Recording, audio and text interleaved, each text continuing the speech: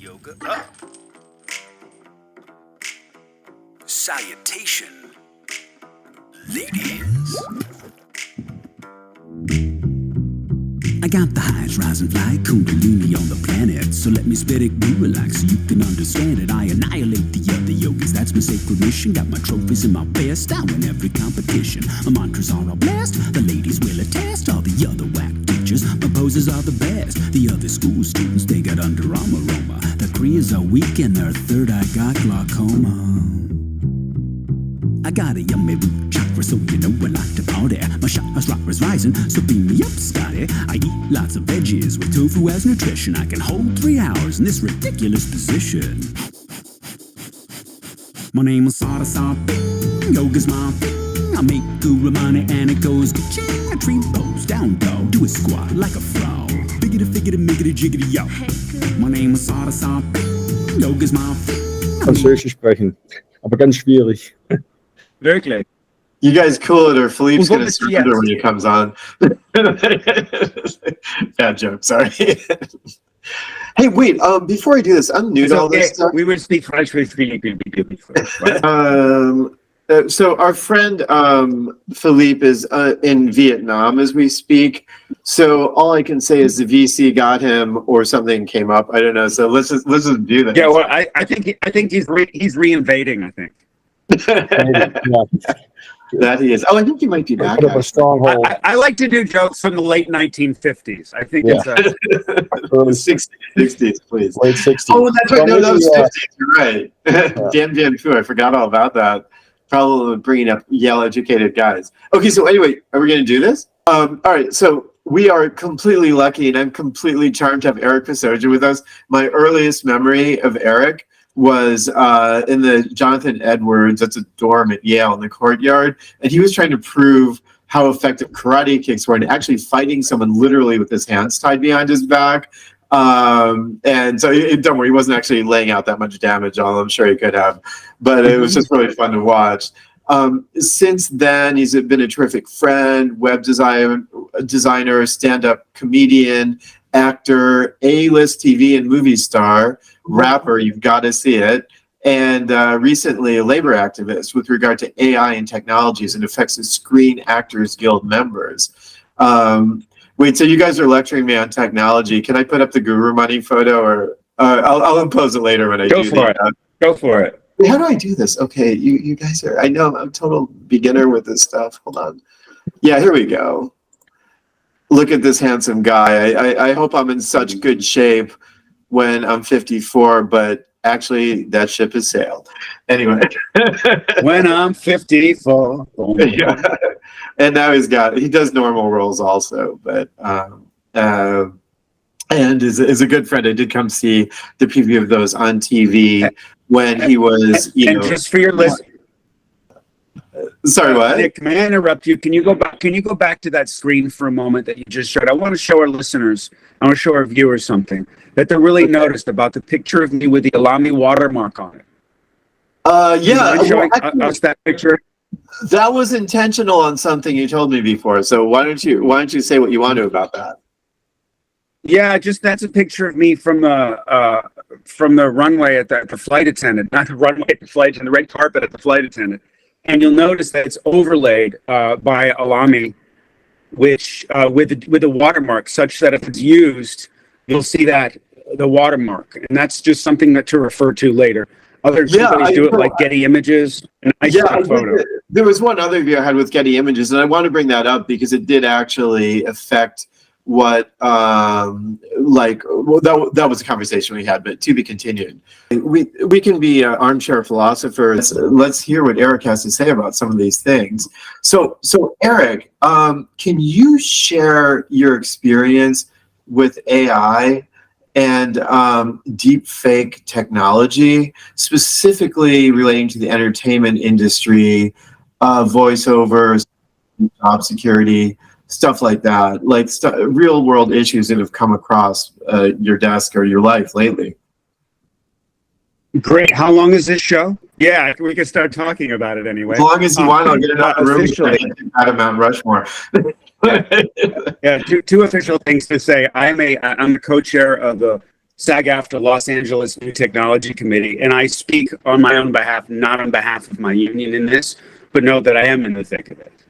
I would say that deepfake technology is real simple, where we are right now, and then I'll go backwards.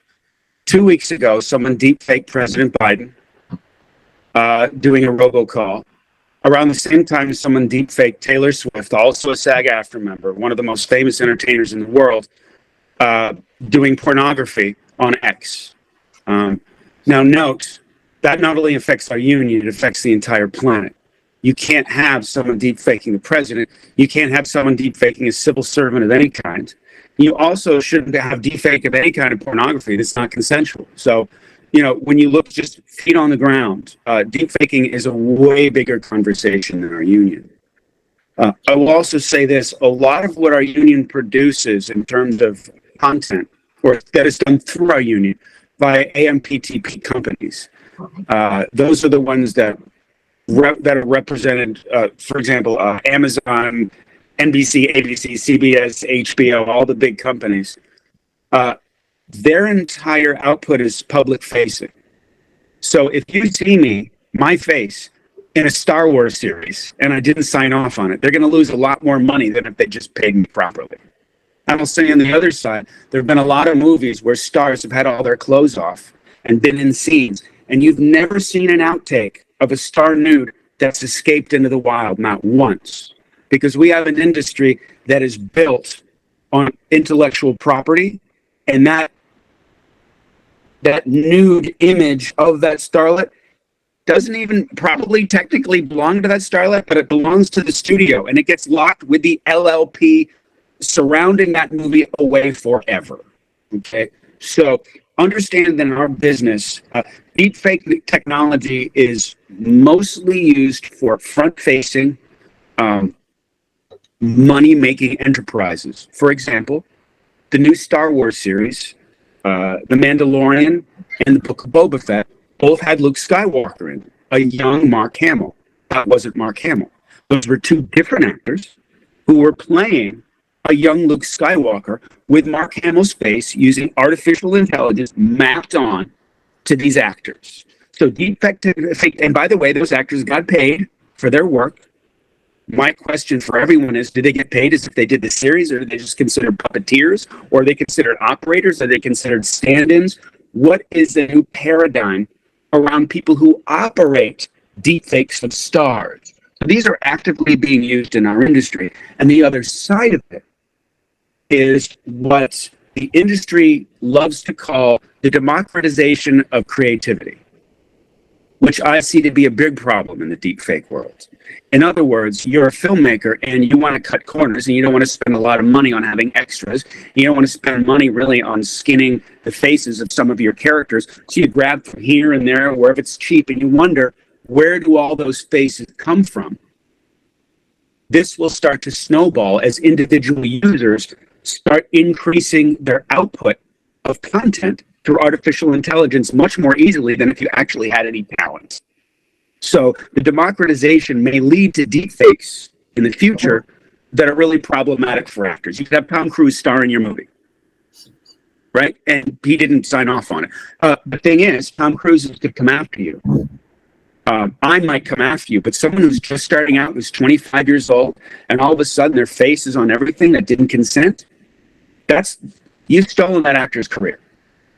So that's why, so we're like, someone could superficially look at the actors as just sort of part of the cost of making a movie. But what you're saying is it's like the early days of studios where they really developed their talent, gave them singing, dancing lessons, whatever they needed to really build an asset that would benefit the intellectual property in which they're an integrated part. And deepfake technology can pretty much undo all that work very, very quickly. Well, yeah, I like to say that if you take a carpenter's face, they can still build. You take a lawyer's face, they can still do contracts. You take an actor's face, they'll never work again.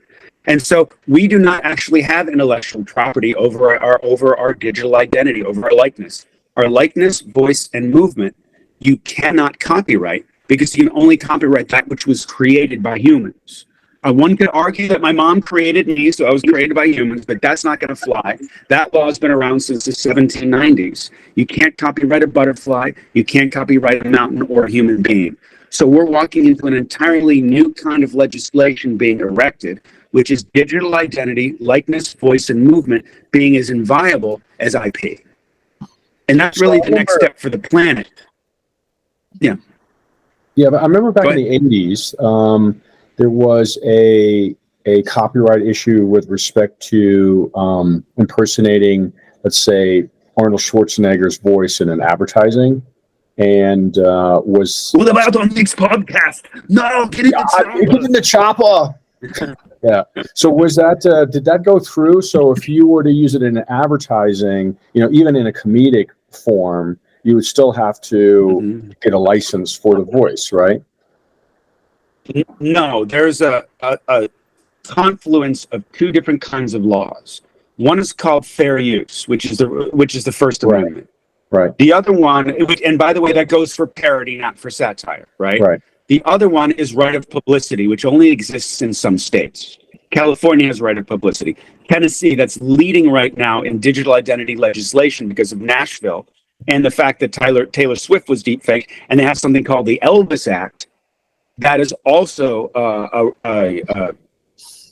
sorry, what do they call it? A right of publicity state, as is New York, as are a bunch of others. Point being, when they come in conflict, that's okay. When there are no right of publicity laws in a particular state, there is nothing to protect. I have a question about this. It sort of goes outside of the law itself, or wouldn't be addressed in the law. Mm-hmm. Do we have some sixth sense about what's real that provides some natural skepticism? I mean, do you think that if most people saw Taylor Swift in the pornographic clip, I didn't see that, that they would say, oh, that was really her, like, what's going on? That doesn't seem right. Or in the case of, I saw one with... No, that is Taylor Swift's... No, that is Taylor Swift's identity, representing Taylor Swift performing pornographic acts, period. She did not give consent to that. And that is an absolute, I mean, it's to me, one could go all the way to child pornography then and saying it's not really child pornography. It's created by AI. It's still child pornography. No, I'm not saying whether it's right or wrong. I'm asking you, would most people think that was actually her, be skeptical? Because, like, with that one, I would have been skeptical. No, everyone would be skeptical. Everyone would be skeptical. Right, exactly. There's nobody who thinks it was Taylor Swift. Say again, please. I'm so sorry, we're overlapping. There's something with conversation, and I don't mean to interrupt. Nobody thinks it was Taylor Swift. Right. I don't think anybody thinks it was Taylor. That with the actual, they knew it was. But let's say you're an artist and you're really good. You can draw. Are you allowed to draw a mural of Taylor Swift in a pornographic setting? I'm not a lawyer. All I can tell you is the definition of pornography is very strange. If you go back to the Larry Flint days, they say, I don't know what pornography is, but I know it when I see it. That conversation, I can't tell you the answer to that question. Neither am I a lawyer. So I can't answer it. But I'm saying, let's say, but let's discuss this as, as if we were judicial, judges. And so the question is that as a freedom of expression, I could make a artistic picture of anybody, Donald Trump, in a balloon, or Taylor Swift naked with Donald Trump in prison. There's some of these pictures, so now if I use AI to create that picture versus me drawing it, would you make a distinction there? I think that would be the same kind of distinction as if you were on Fifth Avenue in New York City and you sold paintings on the street and one of them was Donald Trump in a balloon. You know what I mean? Like, I would say, did you have his authorization to sell it? No, but nobody cares because you're selling it on the street in New York. But if you were to mass produce it and you would have put it out there to the point where you were making serious money off it and he didn't like what it was doing to his identity, there would be a cease and desist order at your front door. So I would say the same thing with artificial intelligence. The only difference is AI will eventually feed the algorithm whatever makes it the corporations the most money. So we have to put those guardrails on now.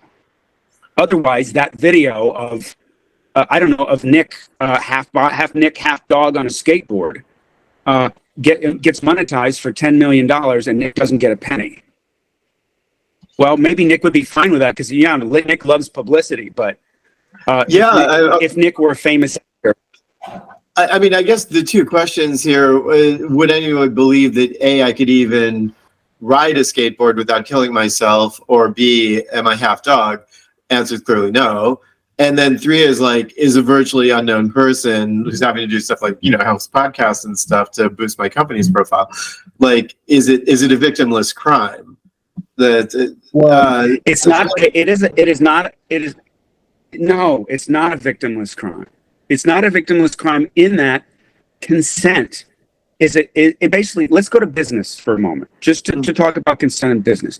We do a handshake and we make a deal and there's a contract and then I give you money, okay? If that happens in a digital environment, okay, there is KYC identification on both sides. You know who I am, I know who you are. We shake hands based on that. If there's a notary, that person confirms that we've made this transaction.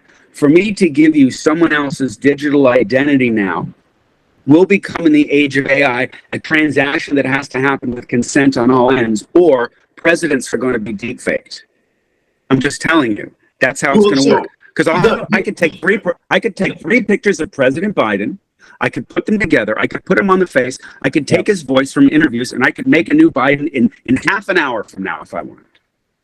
You don't have to convince me that that's potentially virulent. Not only is it virulent with the guy with his finger on the nuclear button, but also, I think, Stefan, were we passing around that article about the Hong Kong company where people deep faked a company meeting and ordered wire transfers out? It wasn't insignificant. It was like $25 or $30 million. 25 transactions, but it was like $50 million or something over 25 transactions. Yeah, that's that happened. Oh, please send me that study.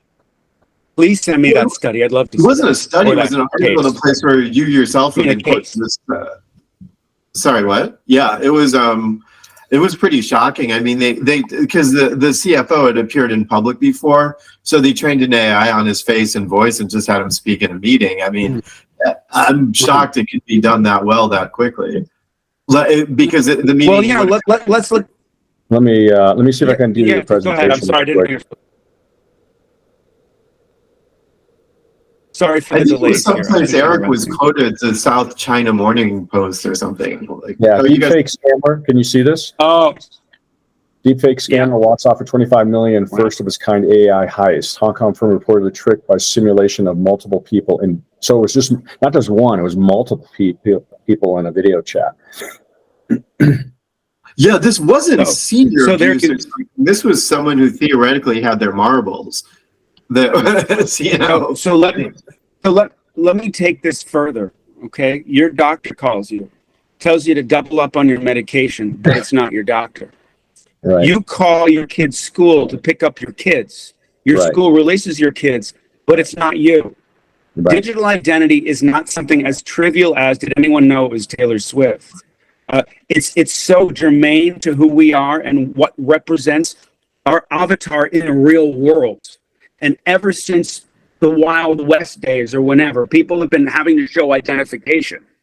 So we need to be able to be ourselves and to have people think they are us, that whatever nefarious brains out there want to do with our digital presence has to be stopped at all costs. Yeah. And the other thing is that how do you in the future prove that something was real, or that because I think demonstrating that something is actually real, how are you going to do that in the future? Eric, I have an answer for you. Yeah, he has an answer. That was the wind up for my answer. Okay. I was at CES, the Consumer Electronics show in Vegas, a few weeks ago, and I had the opportunity, after having read President Biden's executive order on artificial intelligence that was issued on October 30th of 2023, which stated that federal agencies have 240 days to establish digital provenance on whether something real or AI, and it includes digital watermarking. There is a question and information request from the federal government now on digital watermarking. And I have given the Fed, in complete view, a schema of how SAG-AFTRA wants our face, voice, and movements to be digitally watermarked when we're ingested into any kind of system, whether it's your DSLR camera, your Red Cam, 35 millimeter film, a sound file, a mocap file, or a PCAP file. Those are motion and performance capture data files. You know, back in the old days, they used to dot you up. All that ingest has to be digitally watermarked at ingest with things like your SAG-AFTRA name, your SAG-AFTRA ID, the name of the production company, the address, the person who's ultimately responsible for the safe storage of your data, the person who is the operator that day, whether it was the cinematographer or the sound studio engineer, the time of day, the GPS coordinates, and a KYC, Know Your Customer handshake that the actor agreed to this record, and there are certain consent clauses built in to the conversation. For example, he wants my voice pattern so they can make 2 Toyota commercials, national network Toyota commercials. Ooh, balloons.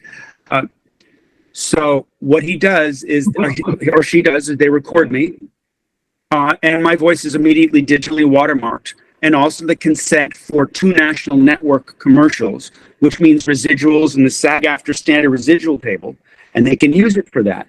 And eventually, when the federal government catches up with its own watermarking standards, every single place that streams has to have a piece of software built in to check consent for the use of that. Now you ask, how are we going to do that? And my answer is this. Do you remember the movie Fantasia? Yes. Where Mickey Mouse has this little head and he didn't want to do his broom thing. He didn't want to carry buckets of water, so he cast a spell on a broom, and he had the broom take the water and empty this flooded area, and then he fell asleep, and it kept going, and he got pissed. He couldn't stop it. He chopped it into, think of all this as AI. Chopped it into a million pieces, and now it's flooding the whole place, and the big wizard comes in and puts on the hat and fixes it. If that's AI, who's the big wizard? Now, there are only 2 options: government or a distributed autonomous organization. So basically a DAO. Nick, you can talk to the blockchain. You really have 2 options, and I pick a hybrid option. There's the government, who basically sets the standards, and quite frankly, the government with the strongest AI is going to win this war. I'm just telling you, we know this now. So the U.S. government wants to be the authority here. If we go all non-distributed, we better get organized quick. All right. In terms of the government can't run the day-to-day permissions operations. There's too much to do. We need computers to run things, because computers run things like that better. So basically, that digital watermark is going to look for its clone inside the blockchain, along with consent clauses. This watermark is transparent. Nobody has to crack it. We can see it. But it has to match perfectly the watermark in here in each use case. The consent has to say National Network Toyota Spot. If they try to use it on cable, it doesn't play. If they try to use it on streaming or YouTube or anywhere else, TikTok, it doesn't play. So, Eric, what's to prevent Universal Studios or I don't know who would release these, the ad agencies? Like, why can't they do that now? Like, because clearly they could use the Solana blockchain or whatever and publish a watermark verification blockchain. Is there, like, why would you even want that legislated? Okay, well, here's where we are. We see a rocket going this way. Do we go for where the rocket is here? No. Mm-hmm. We go to meet the rocket. Okay, now just note, ever since 2005, the theatrical exhibition industry has been using digital watermarking and DRM to prevent piracy.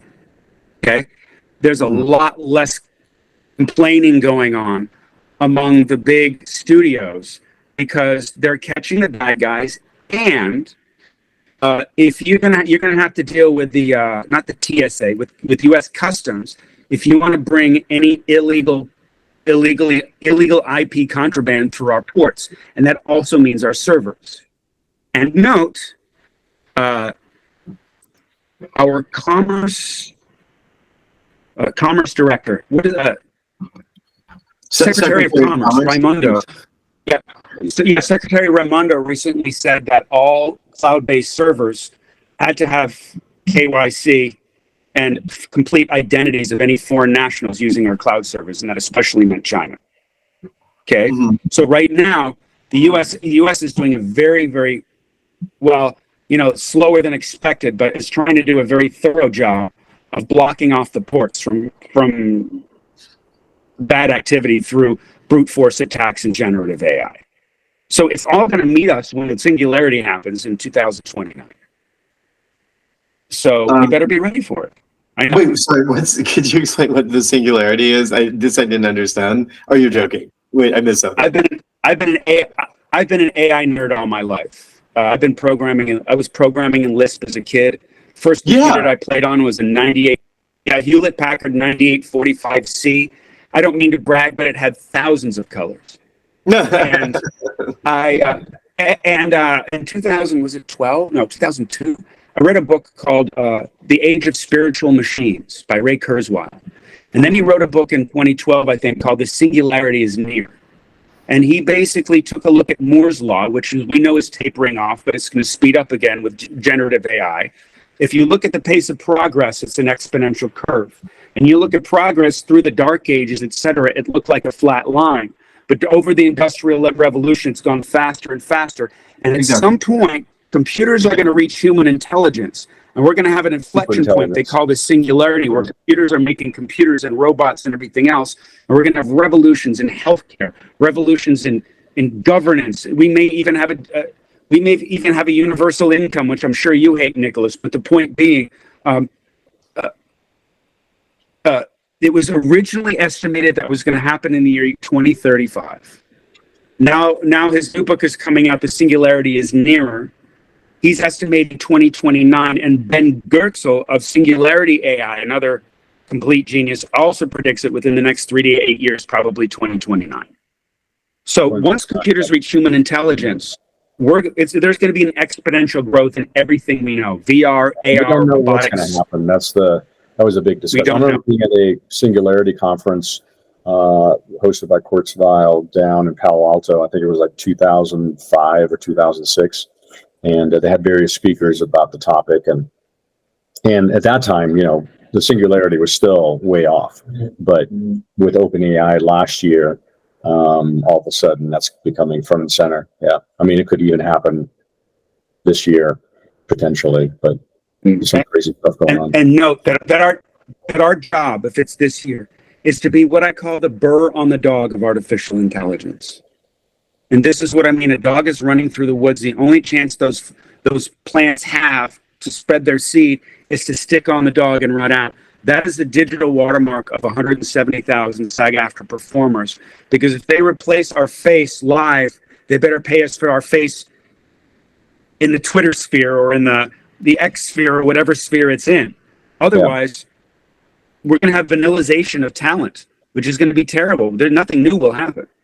Yeah, I mean, I could even imagine where you could ask AI, "Hey, could you play Terminator for me, but cast me as, as the Terminator, right? Where we'll put my face, or my friends and family will become the faces of the character, so to speak. So that you can mix and match. I had one question. And you'll prompt your own adventure. Yeah. Huh? Yeah, let me just add, you're going to be able to prompt your own adventures, saying, I want to have a noir caper starting in a bar with Humphrey Bogart and Lauren Bacall. Yeah. Here's my question. Should the states of Humphrey Bogart and Lauren Bacall get a little ching every time that happens? And the answer is yes. Absolutely yes. Their estate should earn that money. And just so you know, in that direction, Stefan, James Dean is coming out with a movie soon. It's called Back to Eden. And his estate is making the money based on his digital replica. Yeah, there is a company called Hyper. Yeah, go ahead. No, go. I know the company that's doing the technology behind it, and it's quite astounding. And there's an ethical way to do it. Yeah, I'm going to share. How would you balance oh, here we go. Wait, is that? I came across this article here. SAG and AFTRA and Replica Studios introduced groundbreaking AI voice agreements at CES. And what I thought was kind of interesting here is that Replica Studios, an artificial intelligence voice technology company, and the Screen Actors Guild, and the American Federation of Television and Radio Artists, or AFTRA, announced today the introduction of a groundbreaking AI voice agreement during an event at CES. This agreement paves the way for professional voice-over artists to safely explore new employment opportunities for the digital voice replicas with industry-leading protections tailored for AI technology. Now, one thing I thought was interesting about that article is the use of the word replica, which any film buff is a reference to that great movie from the early 80s, Blade Runner. And the idea that as an actor, you could license your replica.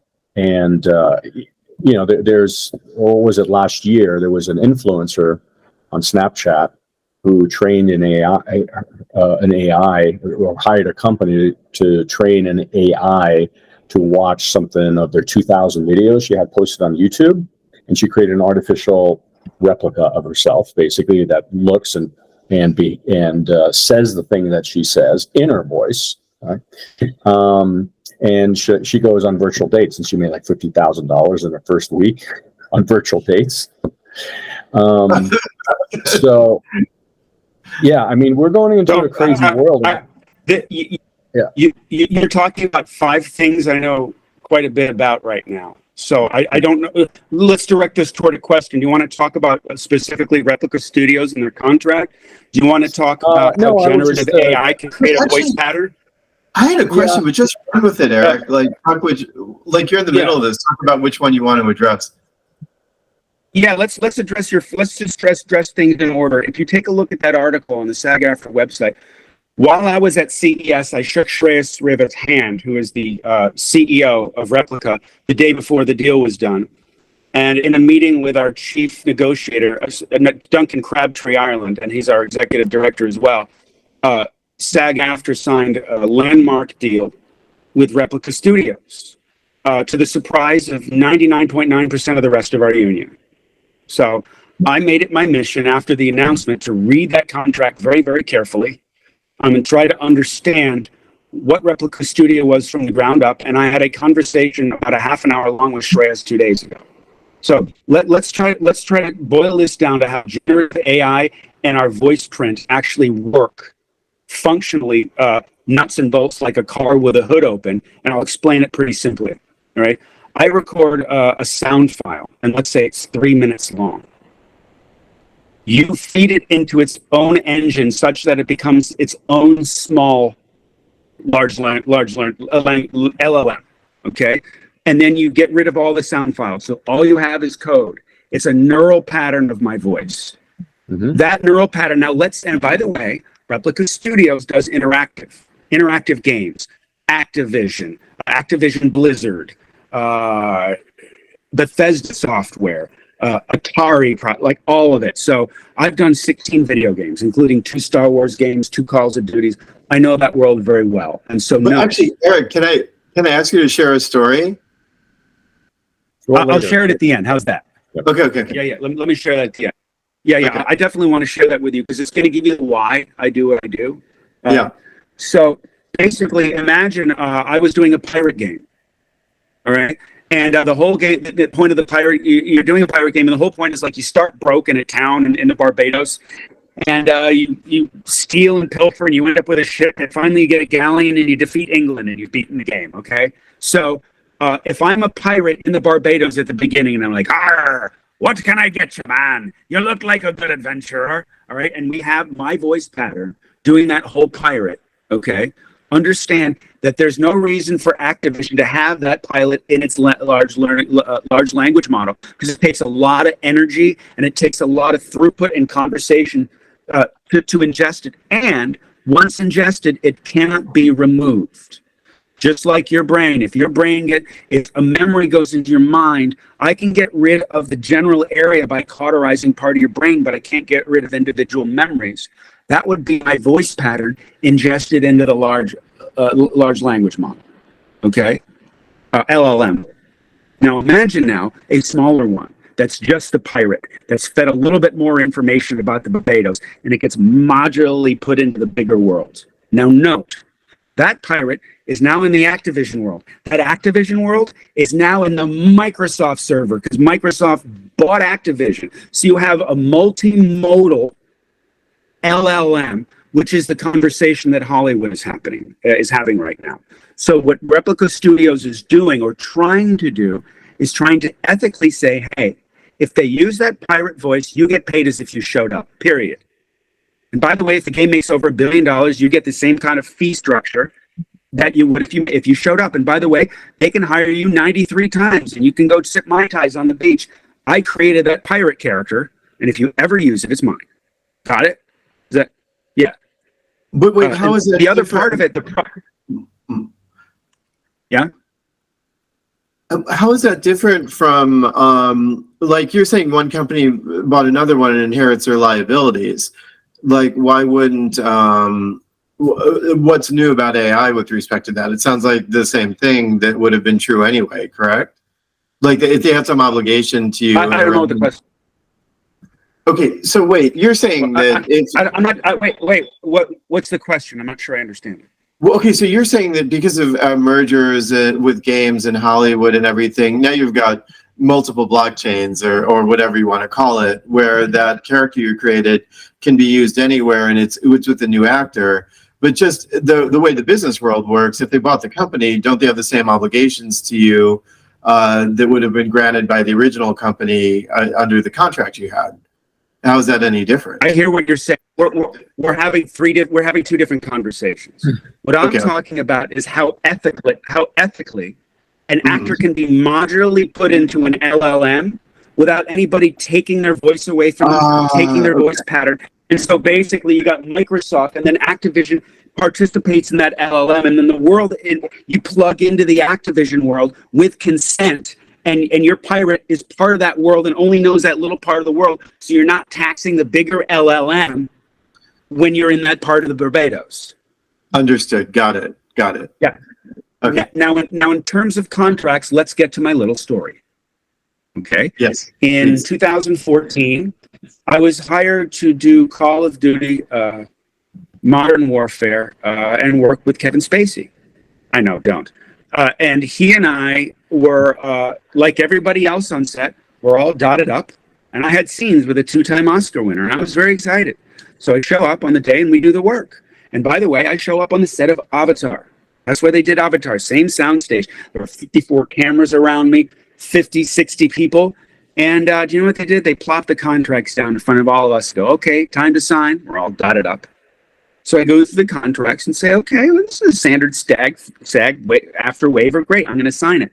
Well, so I'm in a few what they call interstitial scenes with Kevin Spacey. I'm his Belgian geneticist henchman. Right? So I took like these. I cannot get them all at the same time. Oh, should I use my deodorant, Mr. Spacey? I don't know what I was doing. But when the game came out, a friend called me and said, hey, my son just shot you. I said, wait, what? He said, yeah, you're in the PvP game. So that Activision took my face and they put it on a peer versus peer player. And now they're charging people $29.99 a month to play my character and shoot at your children.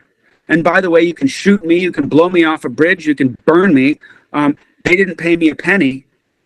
And they made more money that year with that game than Taylor Swift's 1989, Guardians of the Galaxy, and Disney Pixar's Frozen combined.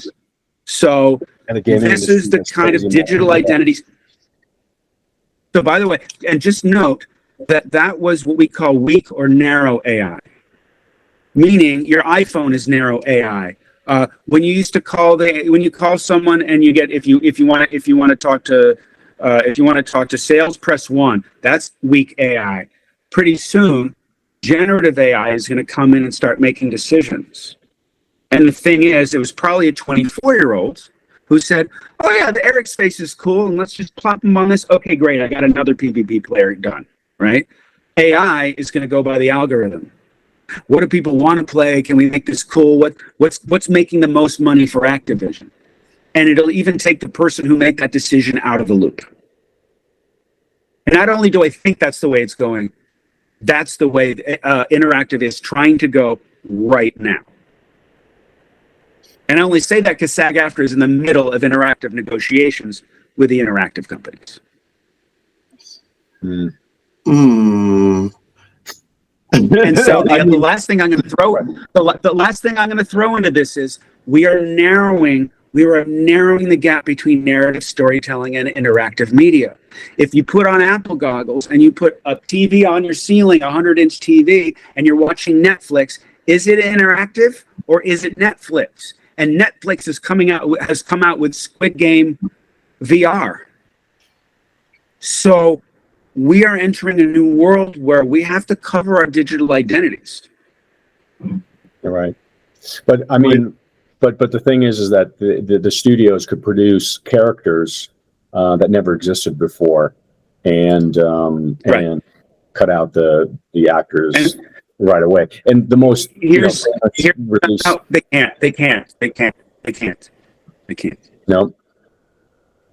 Why is that? We signed contract with the Film and Television AMPTP in December, stating that if you create what's called a synthetic character. Now, there are 3 kinds of replicas. We brought up replicas. Let me lay them out for you. There's the employment-based digital replica, EBDR. That is, if you go to work, you show up and they scan you, or they record your voice, or they shoot you in a movie. You get paid you get scanned. Any ingestion of your face, voice, and movement is a scan, whether it's an expensive Hollywood scan or you just record my voice in this podcast. So when that happens, that's an employment-based digital replica. Now, for example, if you scan me, and then let me tell you why this might exist. I'm doing a movie with Meryl Streep. Inarritu is directing. We're in Africa. The whole team is there. Tom Hardy's in for 3 days to do his character. And you ingest my voice and I'm working with Meryl. They're not going to have a computer do that. Computers can't really act like humans can because computers don't need to survive. And if you're going to tell me a computer is going to fool me into thinking, for example, do the fireplace scene in Extremities better than I am, or I'm being poked, having bleach poured on my face and tied up like an animal, it's not going to happen. But the next day, my character might just be leaving a building, crossing a street, getting in a car. Why hire Eric? Why feed Eric? Let his employment-based digital replica do it and pay Eric for that day and pay him the residuals for the work he did. That's how it's intended. Then we have independently created digital replica, ICDRs. That is when I go to a sound studio and I record 30 minutes of my sound. And with AI, it's turned into a voice pattern. And you can hire my voice to do that Toyota commercial. And I never even showed up. I created it independently. And every day that independently based digital replica works, you pay me as if I showed up and worked because it's my digital identity. And the third one, which we're getting to, is synthetic characters. And this addresses your question. If we don't know that it's any person alive, it's not anybody. It's a Frankenstein combination of 7 voices and 12 faces. Then we have the right to negotiate. They have to negotiate for the use of that synthetic character. Like that woman in this video, correct. If it's used in a SAG signatory project, they have to negotiate the use of that character, period, or they're in breach of contract. And they have to pay who? So what we said, well, that's a good question. So the thing is that what this, you know. So here's the answer. But before you do, let me just answer the answer is I want to know the 5 faces that are in that picture. I want to know all the faces that are in that. Well, if they don't tell us, then we go, well, then you can't. Oh, I see. You're saying it might be thousands of faces. That's right. That's right. And you can't use actors. It might be just pictures that you get off the internet. And you're not allowed to. And you're not allowed to use it. Nope. So that's what SAG-AFTRA will say. Nope. So I want you to combine 3 SAG-AFTRAs into a similar face, and then pay those 3 actors, and then you can use that character in your movie. Right. So let's say you are a group of individuals that are not in SAG, and you want to produce a movie, and you use an AI basically to say, all right, produce me the following script. You tell Sora to render this script into a movie. Everything is synthetic. There are no Meryl Streeps or you or any famous actors. And how is the film industry going to deal with that? How is SAG going to deal with that? I have to tell you, I don't know that we have to deal with it. I think a lot of people are going to be creating stuff like this. Can you tell me what the story is in this? What's the story? There's no story. It's a woman crossing the street and turning around. Yeah, so Sora was released by Sora was released by OpenAI last week, and they just so one of the aspects of this technology is that you can only do 1 minute. You can't edit this.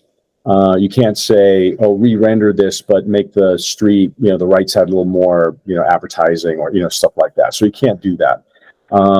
But when you think, if AI can do this today versus what it could do 2 years ago or a year ago,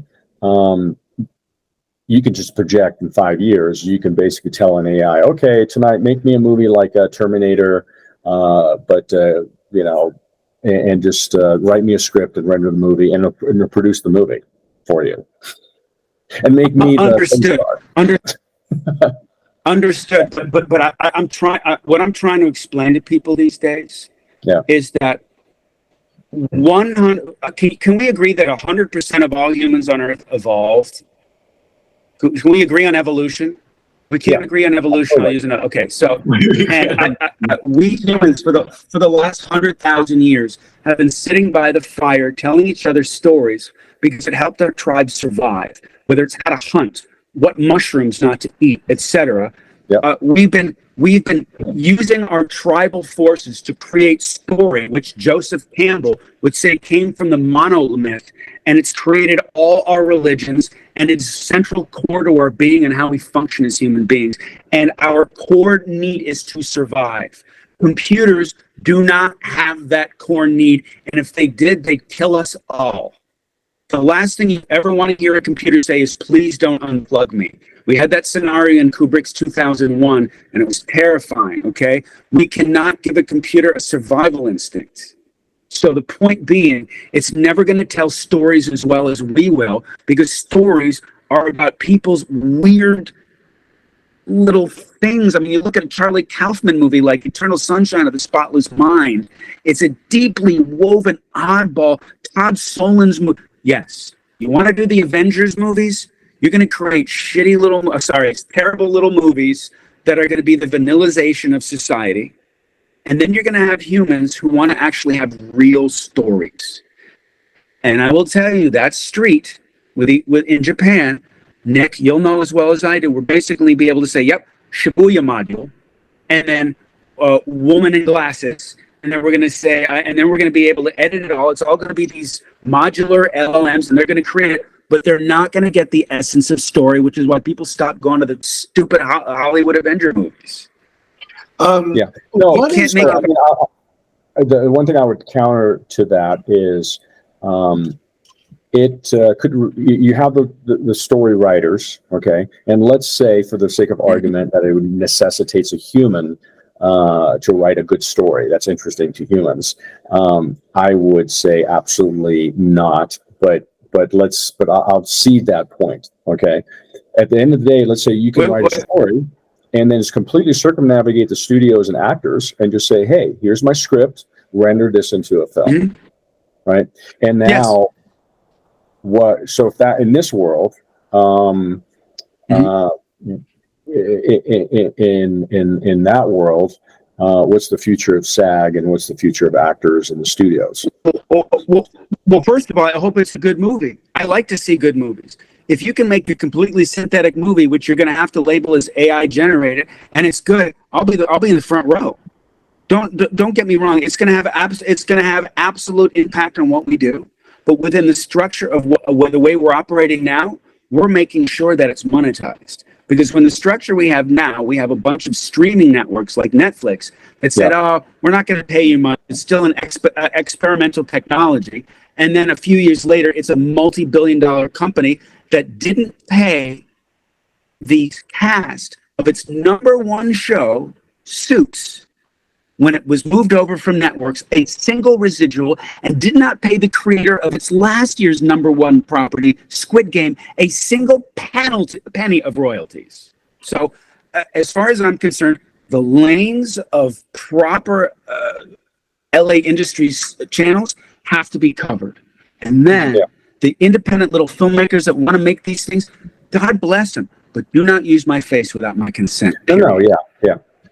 Well, so I had one question earlier. You mentioned if I drew, let's say, Marilyn Monroe, right, in a painting, and then printed out 1 million of them and sold them on Times Square for $9.99.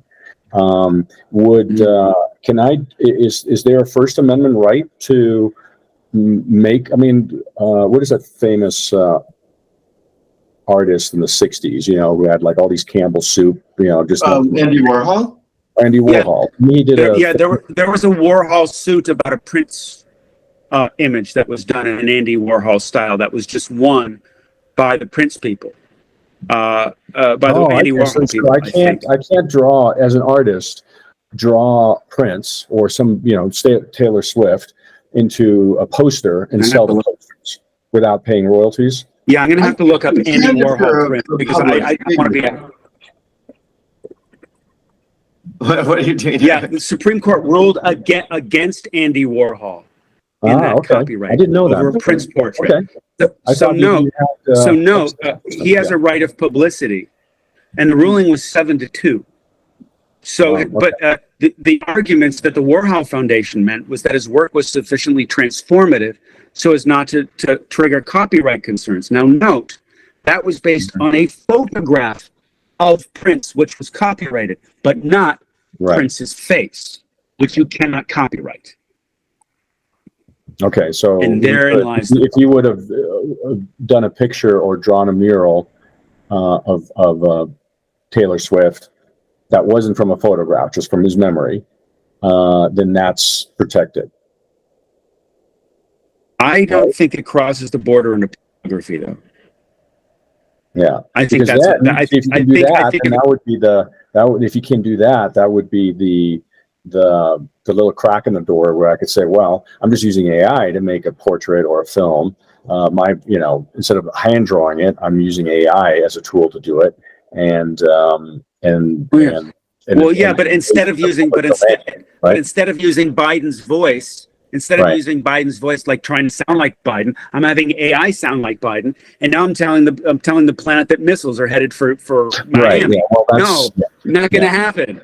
Well, I don't think people would believe it nowadays. Anyway, well, there was no, but you have to understand if Biden came on television or on the internet and said something like, "I hate all N-words."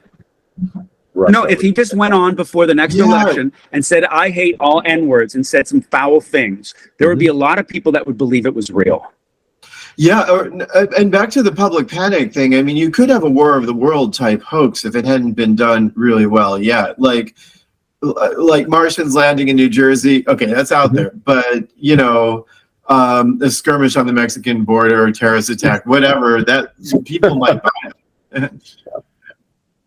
I mean, you saw that movie, The Tail Wags the Dog, where they fake a war with Macedonia, right? I mean, it's like, so I shouldn't laugh. Well, I got to tell you, you could do a great prank with a network where you pretend some entity has taken over that cable channel, or even HBO for an hour, and you feel like it's an alien invasion, and you could probably get away with it if you have a big enough network and good enough visuals, you could totally create an AI taking over the world. If you were good at it in the first place, like I've read this article, I think it was actually on the NPR webpage, but how people who believe there are common conspiracies. Donald Trump won the election, conspiracies about COVID vaccines, or Bill Gates putting Microsoft in your head or something, revolving the Ukraine war, whatever.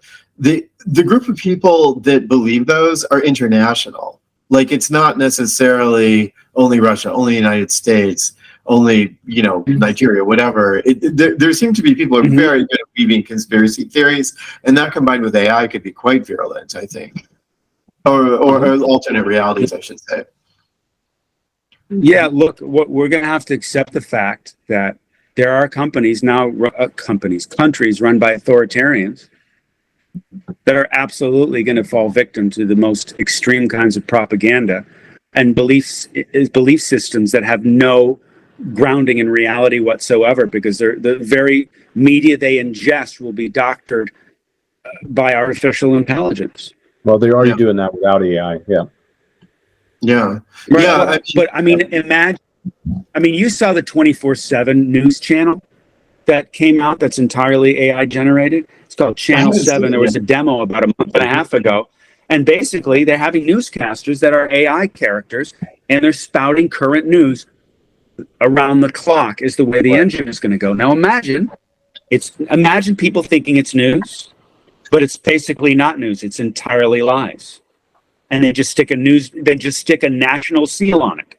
And they tell the large language models something different from reality.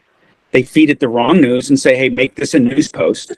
And the propaganda is going on 24/7 on the state news channel. When the war against the machines, in-person meetings will all of a sudden take another level of import, that's for sure. And by the way, I am not an AI. Glad to hear it. I'm not even I. So.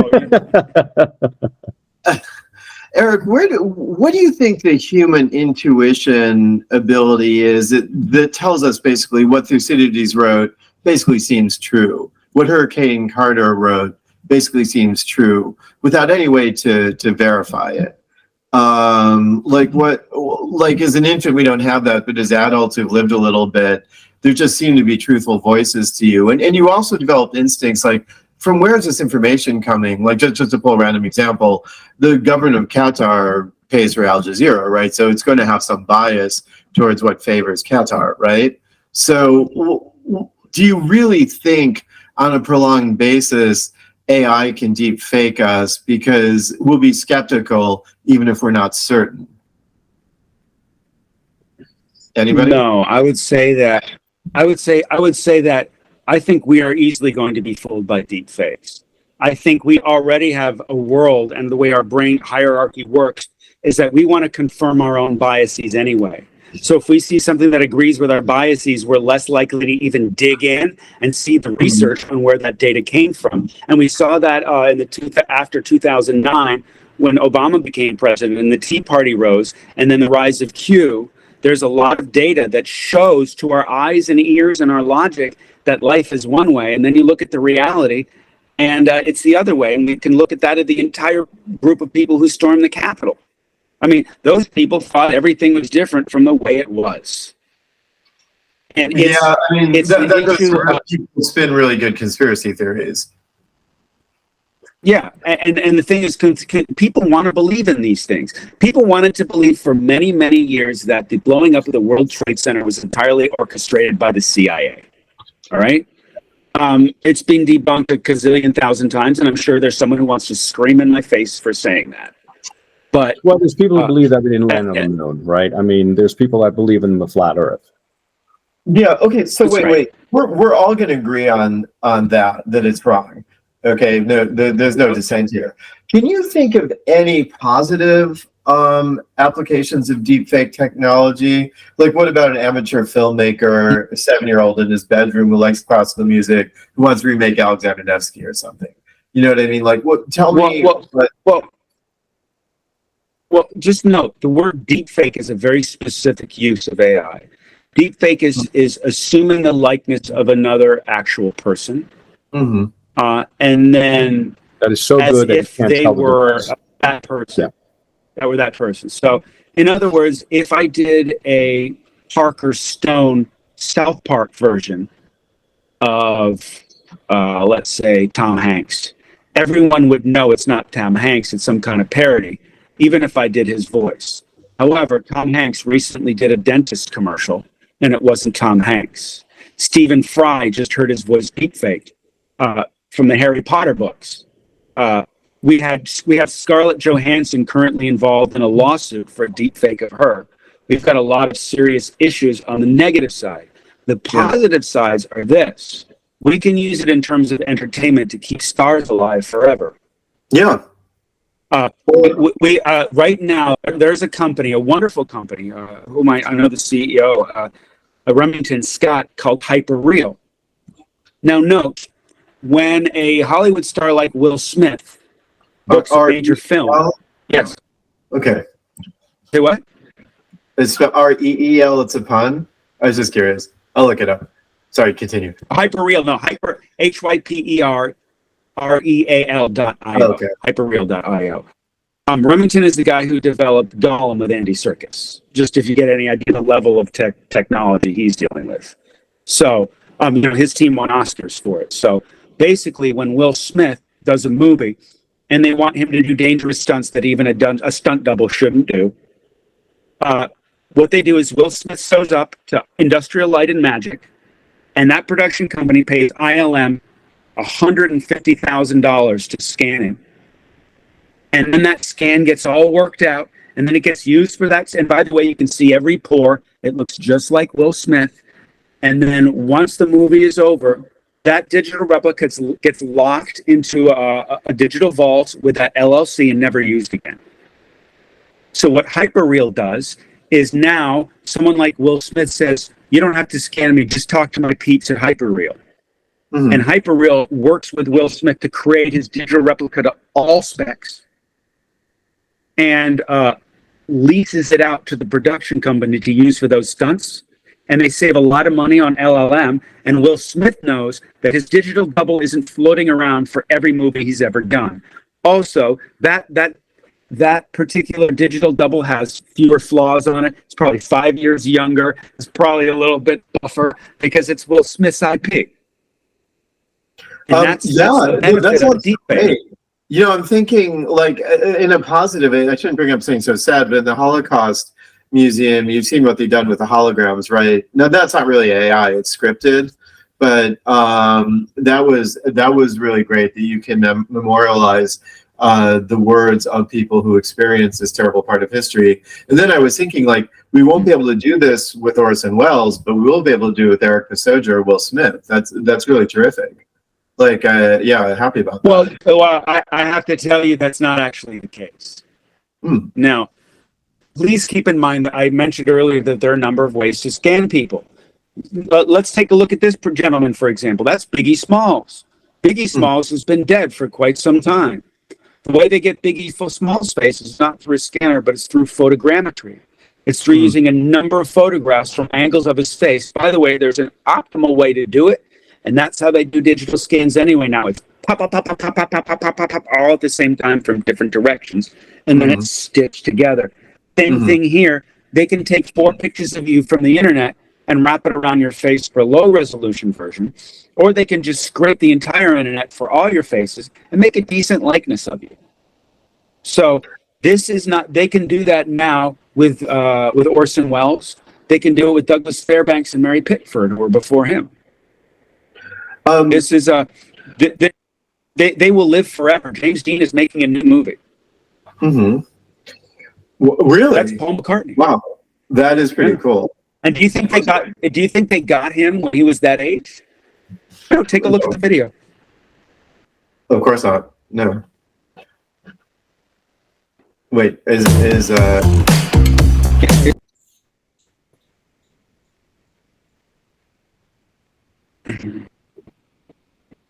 this what are we watching? A James Dean reproduction? Yeah, this is McCartney digitized, a young version. A young Paul McCartney? Yeah, it's a young Paul McCartney in a video, and it's just going to get better. I think that's Beck, isn't it? Yeah, and the way he even acts. I mean, see his mannerism. It's even in there too. That's right. Yeah, it's a digital identity. It's face, voice, and movement, and so they have Beck's movement from mocap and PCAP data. Mm-hmm. Mm-hmm.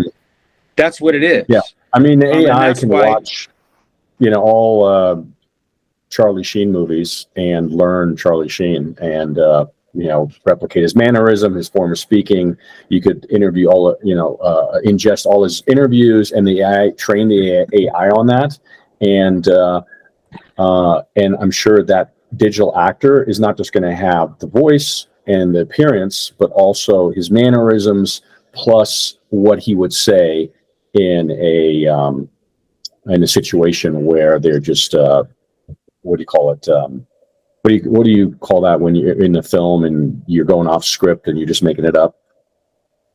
Improvising. Yeah. Improvise. Yeah. And that character will even be able to improvise Charlie Sheen, right? That's just right. Because if you take a look, his humor or his mannerisms, his what he would say, and I mean, to a certain extent, we will be able. Let's go back. Oh, okay. Let's go back for a minute.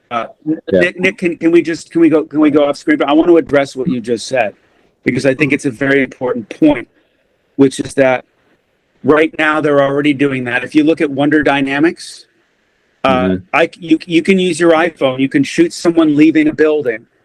You can put that into Wonder Dynamics and replace that person in all his inverse kinematics with a robot or an alien or a 3D model of Paul McCartney or anything you want. So understand that anything can be mapped onto anything that's being filmed now. Mm-hmm. And in addition, we're going to have a question about operators and puppeteers, which is what I mentioned at the very beginning. Here's an example. This time, it's not me doing the National Toyota commercial. It's James Earl Jones doing the National Toyota commercial. But you know what? It just doesn't sound right with the studio's AI going, go buy a Toyota today. It just doesn't sound right. So they hire me to say it like this: go buy a Toyota today. And then, like a vocoder, it uses James Earl Jones' voice with my intonation. Wow. So I can operate him. And they're doing that already in VR, digital avatars. Yeah. And so, you guys conversation of capture. What a time to be alive. You guys have so much resources in Hollywood to do the best job in post-production and stuff. But honestly, I took an AI class in machine learning at Berkeley, and we did the same thing. It probably wasn't quite as clean, but I got what's his name, Tupac to create a love ballad for this chick I liked, and whatever. You know what I mean? It was pretty amazing. So, but always keep in mind, it may be a Tupac, but it's not going to be the next great rhyming star, because the thing about Tupac is he really represented his time, and his beats were very singular. So is Eminem. You're going to come up with a really generic combination of everything you've seen if you try to have an AI do it. Oh yeah, clearly it was made as a joke. That's why for me, like modern operas or whatever don't work. Oh, yeah. The period has passed for technology and cultural and all sorts of reasons. Agreed.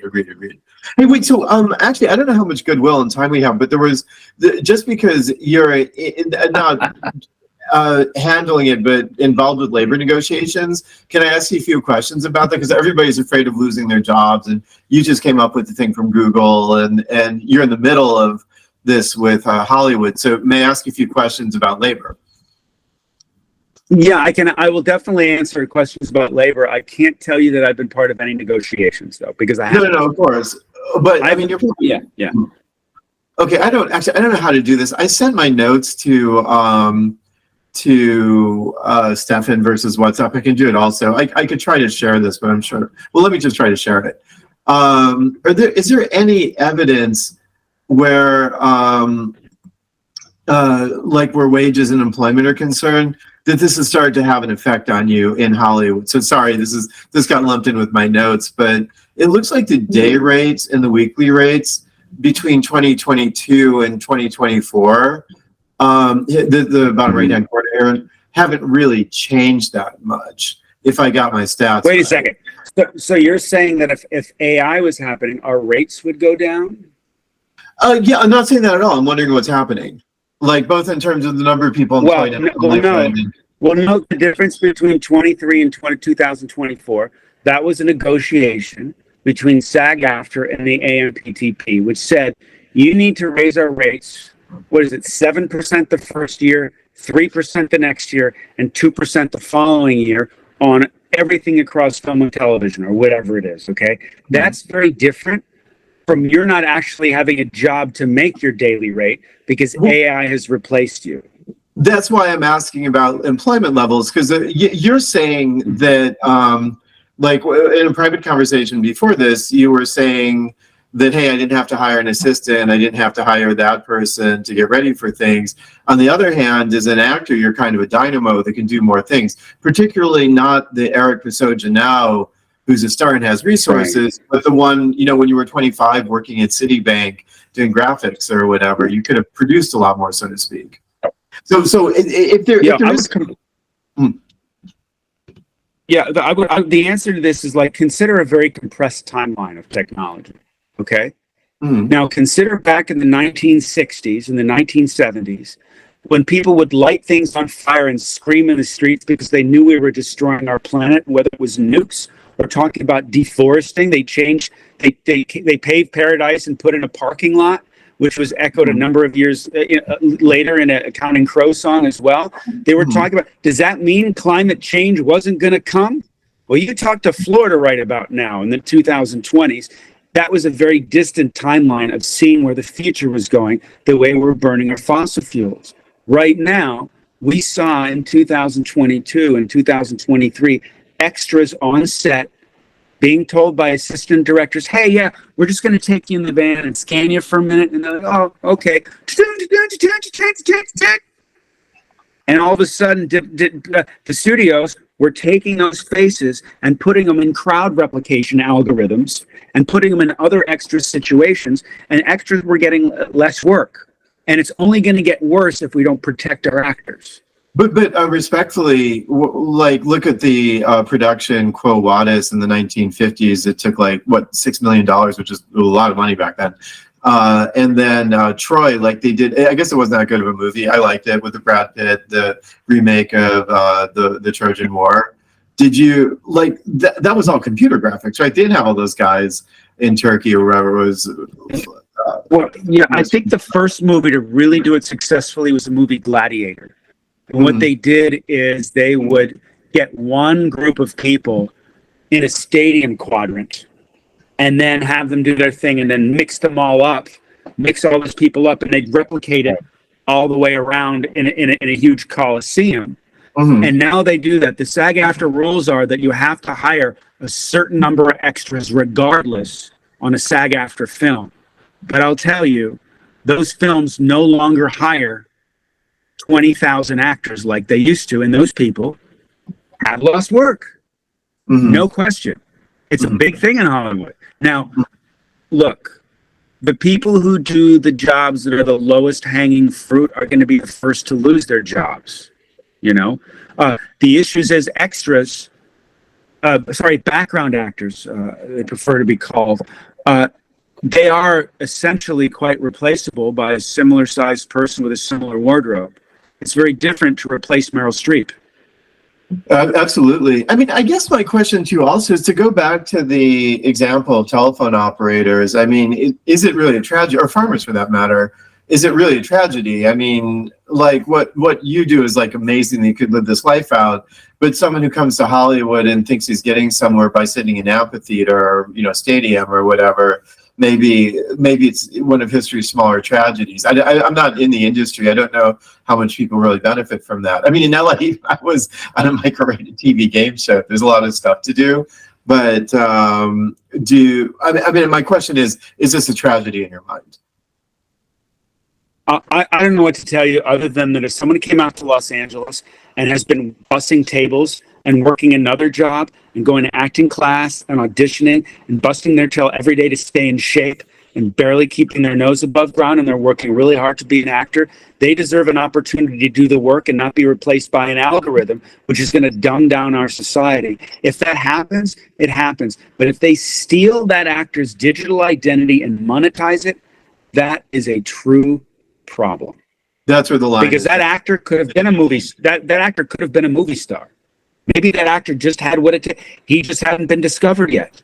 Well, I'm not going to sit around and let what happened to me with Activision happen to that actor in a movie. Mm-hmm. That actor should be paid. The use of every time that actor appears in everything should be tracked, and there should be little cha-ching every time. And that person should be able to pay his pension and health care, which, by the way, 86% of our union of 170,000 people cannot afford anymore. Mm-hmm. 14, I'm lucky. Yeah, I have my health care. Thank God. I made enough. Oh, mm-hmm. Yeah.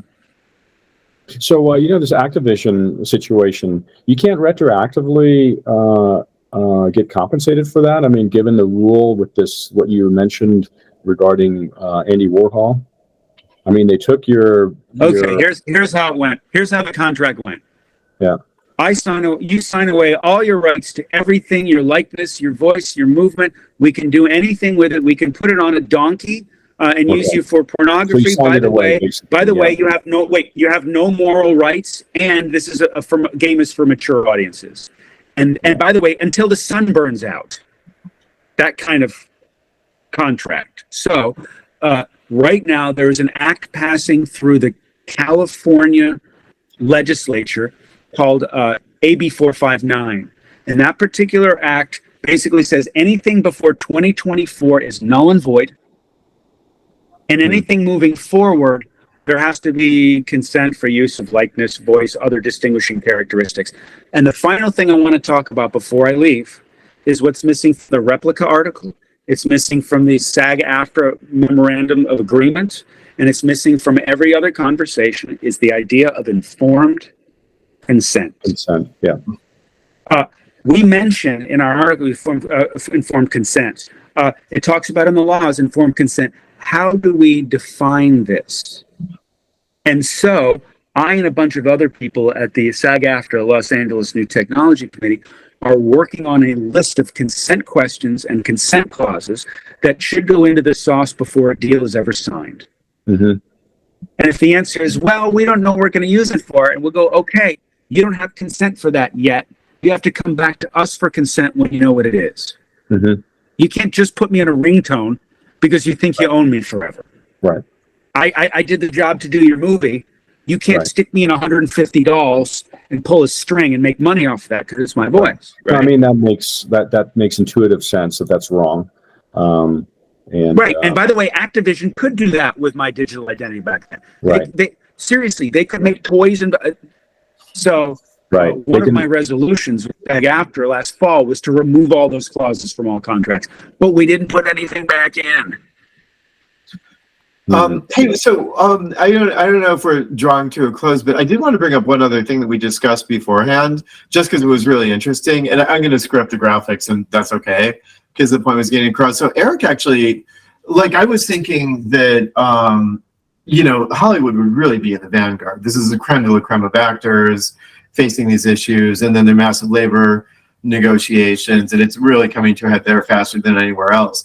But Erik brought up the Google layoffs, which I hadn't really, I wondered, was this as an example of, tech companies getting ahead of their skis getting over their skis, whatever the cliche is, during the during COVID, or, is there something weird going on? And there basically is. I graphed out, he brought up the Google layoffs, which were really widespread over departments. And I'm looking at revenue going up here for Google, and it keeps going up to $300 billion a year, whereas employment's steadily gone up and then drops off a little this year, which is where the rubber hits the road for most people for AI. Even though their lives have touched upon it, they probably didn't think about it so much. But Google's known about it forever, and has it just grown so rapidly that it's affecting even the best programmers? Because I thought the people it would affect are basically like me, who could do a web page really quickly when I couldn't have before. And now you're getting the creme de la creme. I mean, they're not better programmers than those that work at Google. And that was really surprising. I just had wonder if you guys had any comments about that, because it was shocking. I guess we're getting off of Hollywood a little bit. Eric brought it up, and I did think, wow, this is getting more widespread than I thought. My answer to that is, with every new technology, with every new step in evolution, something else dies. Yeah. Right. And when the sewing machine came out, there were a bunch of artisans who embroidered beautiful things on clothes who all went out to work. And anybody who picked up a sewing machine made about a fifth the money of an artisan or something like that. So you could get 5 people on sewing machines for the same price of one artisan who would take 20 times as long to do it. Those people lost the work. It's sad that you don't have clothing embroidered like Henry VIII. I mean, the good thing is it's cheaper for you to get your kids clothing, me to get my kids clothing. And out of the Industrial Revolution, people escaped rural poverty. So that's not, you're robots and AI potentially could take over the entertainment industry, potentially. Well, here's the conversation. Here's where we should go with this at the end of this. Ray Kurzweil theorized the heaven scenario and the hell scenario. We've seen the hell scenario in the Terminator. We've seen it in 2001. We've seen it in Ex Machina, the movie. But the heaven scenario is this. We have nanobots in our bloodstream that actually fight arterial plaque. We have bioengineered genetics that help us live longer. We have ways of surviving in space that we never wouldn't have figured out without superior artificial intelligence. Right. We have a space elevator finally. There are things that could happen just know, this is going to happen within 3 or 4 years. This very thing, okay? And I'm going to be able to see a heads-up display of footprints where I need to walk. I'm going to be able to see who you are if you decide to turn that on. I'm going to have a whole different perception of reality that, some people may choose not to have. But 25 years ago, if you asked me the capital of, Senegal, I would have said I have no idea. But now I'll be able to look that up within 4 seconds. We are getting attached to our technology to the point where it's integrating with our very function. And that's pretty cool. And Eric, something else. The fact that we're, that we were lucky, our generation was lucky enough to be, living through the computer revolution, then the internet revolution, then the mobile revolution, the apps, then the electric vehicle disruption, and now AI. I mean, and also longevity. I think longevity is just around the corner, where we'll be able to significantly increase our longevity and actually reverse age. But this is now, not 10 years away. Oh, by the way, that's another Kurzweil book. I would also just say, can I make a point about all this? Because we have the human drama right in front of us. Eric, Eric was a lucky man just because of his abilities, being born in New York City. There's so many ways he could have gone in life. But while Jurassic Park animations, like the first one came out, Troy came out, Gladiator, if that's your example, he did basically come from nowhere in Hollywood and, live out his dreams. And that's happened in parallel to all of this. And I actually think movies and Netflix stuff has gotten a lot better.